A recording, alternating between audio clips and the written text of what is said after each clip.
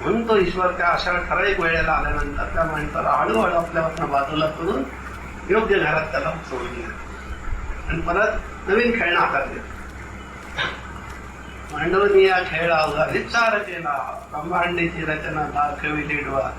सारखे हा लोंडा इकडे यायचा, त्यांना खेळवायचं, तिकडे लोटून द्यायचं, सारखं काम चालू असतं. असतं का नाही एखाद्या माणसाचं, तिथे तिकडनं त्या ह्याच्यानं गोणी आल्या होती घ्यायची, होक लावायचं, खांद्याला घ्यायची, तिकडे टाकायची, दिवसभर ती गोणी घ्यायच्या टाकायची. असं एखादा माणूस काम करत असतो. ईश्वर तेच काम करतो, तुमची आमची सेवा करायची. असं कर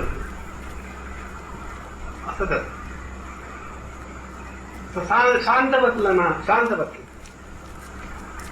ते अमृतधारा वाचलं त्यानं कसं नको, शांत बसले. आज बसलेले सद्गुरू त्यांना विचार काय असेल काय असेल सांगा. एक ठराविक 5 मिनिटं 10 मिनिटं बुद्धी जाऊन पर्यंत सांगितलं जातं. खरं किती खोटं किती तेच जाण, पण काहीतरी सांगितलं जातं. त्यातलं थोडस कुठेतरी बरोबर वाटतं, बाकीचं परत हवे परत त्यानं बघ मी हे सांग सारखं त्यांना सांगत राहायचं, विचारत राहायचं.